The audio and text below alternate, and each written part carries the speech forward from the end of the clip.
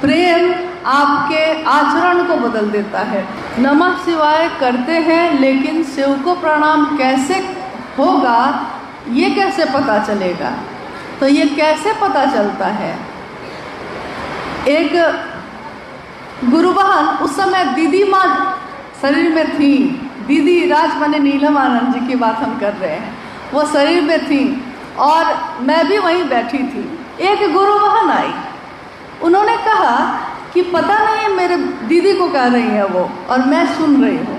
उन्होंने कहा दीदी माँ को कि पता नहीं मेरे बेटे को कुछ हो गया है।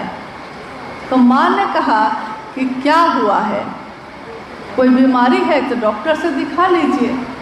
तो उन्होंने कहा कि जी ना, डॉक्टर से कहते हैं दिखाने तो नहीं जाता है, लेकिन पता नहीं कुछ तो हुआ है उसको, क्योंकि वो खाते रहेगा, खाते खाते अचानक मुस्कुराने लगता है, बैठ के किसी से बात नहीं करता है, कोने में बैठ जाता है और अपने अपने मुस्कुराता रहता है।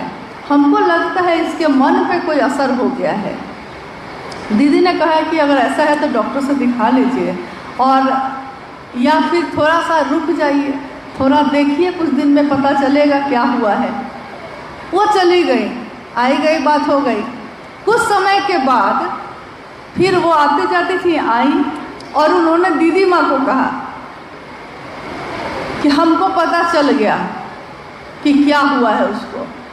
माँ ने पूछा कि क्या हुआ है? उन्होंने कहा एक लड़की से प्रेम हो गया है उसको। इसीलिए वो जहाँ बैठा रहता था, बैठता किसी के साथ था, लेकिन उसका मन जो था उसी पे था, जिससे उसके मन को प्रेम हो गया था। प्रेम आपके आचरण को बदल देता है, प्रेम आपके मन को बदल देता है। प्रेम में एक ऐसी ताकत होती है, ऐसा वो बांधता है आपको कि आप हिल भी नहीं पाते। अगर उस शिव से प्रेम हो जाए तो कैसा होगा? शिव से प्रेम हो जाए तो कैसा होगा?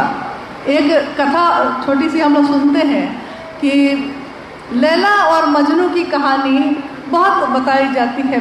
प्रेम कहानी की जब बात होती है तो लैला, मजनू, सिरी, फरहाद, बहुत सारे उदाहरण दिए जाते हैं कि प्रेम हो तो ऐसा हो, वो मिले या ना मिले, लेकिन उनका प्रेम अमर हो गया, कहते हैं ना हम लोग। उसी में मजनू की कहानी है ये। मजनू को लैला से प्रेम था। वो उस प्रेम में जगह जगह भटकता था, तो एक रास्ते पे वो जा रहा था और एक व्यक्ति वहीं बैठ के नमाज पढ़ रहे थे, यानी खुदा की इबादत कर रहे थे।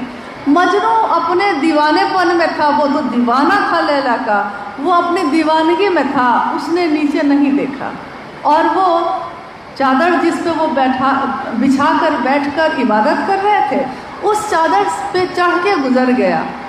जो इबादत कर रहे थे वो गुस्से में खड़े हो गए, गुस्सा के खड़े हो गए। उन्होंने कहा कि अरे तुमको दिखता नहीं है, दिख नहीं रहा है, खुदा का इबादत कर रहे हैं हम, ईश्वर को याद कर रहे हैं, भगवान की प्रार्थना कर रहे हैं, तुमको नहीं दिखा? मजनू बेचारा रुक गया, घबरा गया, बोला कि क्या गलती हो गई?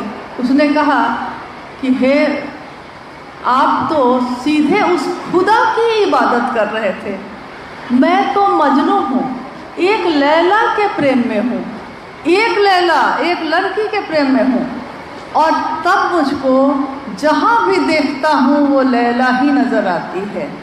इन पत्तों में, इन हवाओं में, इस धरती पे, इस आसमान में मुझको लैला के सिवा कुछ भी मेरी आंखों को नहीं दिखता है। आप तो ईश्वर की इबादत कर रहे थे, आपको मैं कैसे दिखा?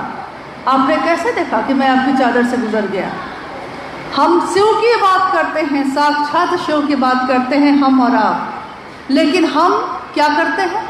हम वो सब देखते हैं जो दूसरा कर रहा है। वो भाई चर्चा में ऐसा बोला, उसने उससे बात की, चर्चा में गए थे, उसको कुर्सी दी, अब मुझको कुर्सी नहीं दी। एक व्यक्ति बहुत साल पहले साहब के यहाँ बहुत कुछ लोग बैठे हुए थे, चाय दी जा रही थी सब कोई को, संजोग से भीड़ में नहीं होता है कभी कभी, चाय सबको मिली, उनको छूट गया, गलती से, धोखा से छूट गया। वो व्यक्ति जब लौट कर गए, उन्होंने साहब को ही चिट्ठी लिखी कि मैं आपके यहाँ गया, सबको चाय मिली, मुझको चाय नहीं मिली, इसलिए मैं अब कभी नहीं आऊँगा आपके यहाँ, और मैं नगर संयोजक का पद भी छोड़ता हूँ। तो देखिए कितनी छोटी छोटी बातों से बरसों के याराने गए। छोटी छोटी बातें भय पैदा कर देती हैं। हम लोगों ने उस शिव से क्या संबंध बनाया है। हम शिव की बात करने वाले लोग, दुनिया आपको बहुत गौर से देखती है, लोग आपको बहुत गौर से देखते हैं, आप क्या बोलते हैं, आप क्या करते हैं, आपका मन, आपका वचन, आपका कर्म कैसा है।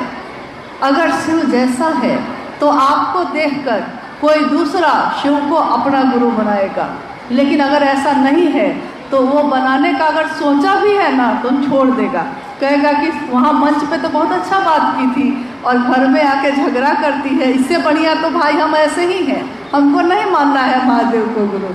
तो इसीलिए हमको अपने मन वचन कर्म पे भी ध्यान देने की ज़रूरत है। अंतिम जिज्ञासा कर देते हैं।